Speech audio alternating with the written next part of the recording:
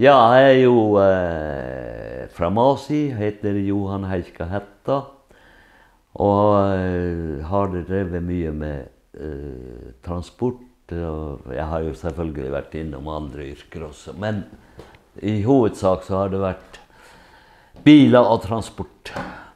Og det begynte vel med at jeg ble arvelig belastet.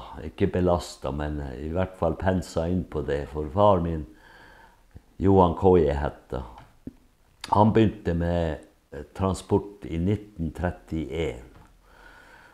Det var den gang, var jo det en lastebil. I dag kaller vi det for en pick-up. Men det var det han begynte med. Og det var fordi at han og Trygve Madsen og Nils M. Turi så at det var behov for å ha egen bil for å få til forsyninger på sommerstid, for sommeren var jo kort, og det ble ikke brøyta vei den gang. Så alt måtte skje mens veiene var åpen. Og da kjøpte de den bilen, som for øvrig var Kautokeino kommunes første bil. Det var ikke biler fra før. Og da begynte de med det at hele sommeren så kjørte de vinterforsyninger opp til blant annet Masi.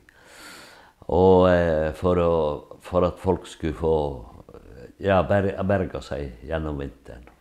For alt var stengt. For jeg husker jo når jeg var 12 år, da først kom det helårsvei til Masi. Så det var ikke så enkelt den gang.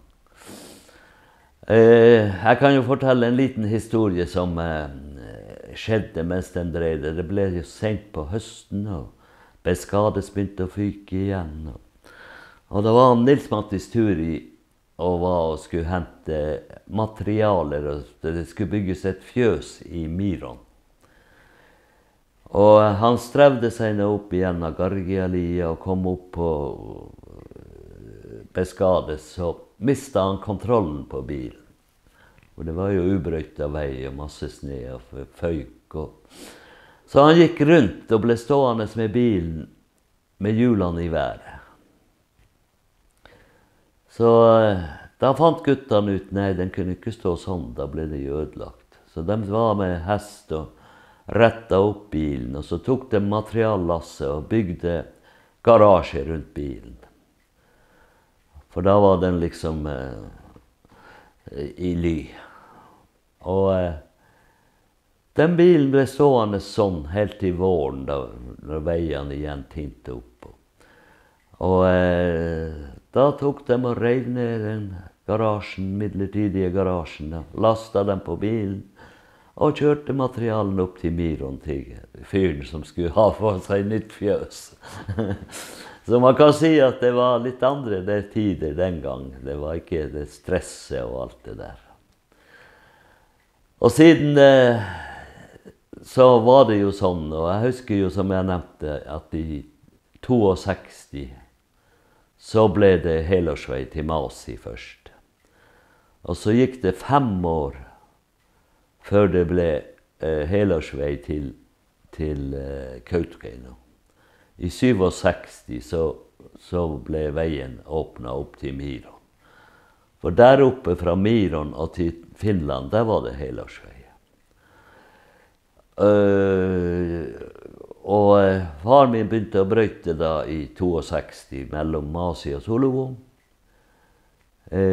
Og brøyta til 77 da bror min overtok, og han brøyta til 2012. Så det ble akkurat 50 år. Men da var det kommet et nytt anbudssystem, og da mistet han brøytinga. Og siden har han holdt på med andre ting, med transport og anlegg. Og jeg har jo vært med på første gang jeg begynte i anleggskjøring, det var i 69. Jeg fikk lappen i 68. Og da la vi første gang at det ble lagt asfalt fra Kautokeino til grensa. Og det var jo vei, men det var bare grusvei. Og vi brukte vel en måned, halvannet, så hadde vi veien klar. Men det var jo biler den gang, både i Kautokeino, Masi og alt av bilene var å hjelpe til. Og som en kuriositet så kan jeg jo nevne at da veien ble asfaltert andre gang, så var jeg faktisk med da også. Og det har nok vært på, jeg lurer på at det var på 90-tallet. Jeg husker ikke helt nøyaktig året. Og da ble det lagt ut på nytt. Men etter hvert så ble gjorde jeg andre ting i mellomtiden. Jobbet nå en stund på kontor og tok lærerskolen og var lærer i en del år. Men på grunn av genene mine så tiltrakk det her med transport. Så i 2003 så begynte jeg med det vi holder på med i dag, bilberging. Og Svein som sitter her, han har også vært bilberger, så det kan han. Så jeg hadde 20-årsjubileum september i år. Da hadde jeg holdt på 20 år med bilberging. Og først begynte jeg jo mens jeg hadde Esso i bukta. Men da var det bare småbiler. Senere så har det jo blitt større også. Så det er noe stort sett sånn det jeg har holdt på med hittil. Ja, det var på begynnelsen av 70-tallet så fikk Trygve Guttormsen, som da var rektor, eller styrer ble det kalt, bevilget en tredjedels kontorassistentstilling. Og jeg søkte det der, og begynte som kontorassistent på. Og det var mye arbeid. Bare det å arkivere alle sakene. Og etter hvert så... Det var jo mye lærere i den tiden, for det var over 160 elever. Og 18 lærere, og litt sykdom ble det. Og jeg satt nå en dag på kontoret, så kommer førstelæreren inn og så sier, du, nå du går og har time nå. Time sa jeg. Nei, det der tror jeg. Jo da, det greier. Du går bare inn på klasserom nummer 5. Der sitter klasse 4B. Og de trenger litt orden og styring. Ja da. Jeg inn der og... Jeg var jo helt i villrede om men det var nå liksom å få dem til å jobbe med emnet som var på timen. Jeg husker ikke akkurat hvilken time det var, men jeg tror det var sånn historie.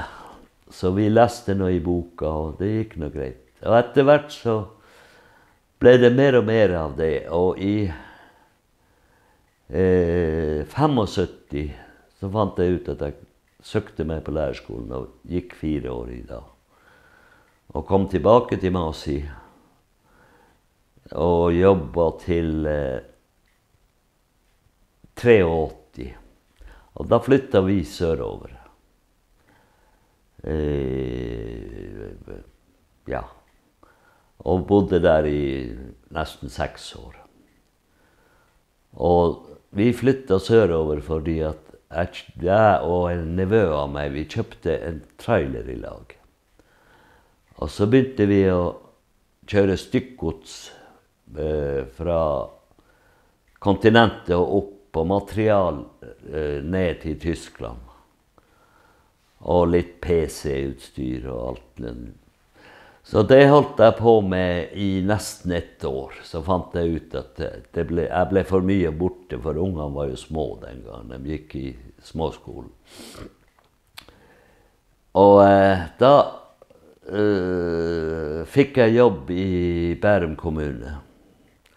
forvaltning, drift og vedlikehold, som det het. Så jeg gikk rundt og kontrollerte de her som gikk på tiltak. Den gang var det jo sånn at NAV, eller det het jo ikke det den gangen, arbeidsformidling, engasjerte enkelte for å jobbe i spesielle prosjekter.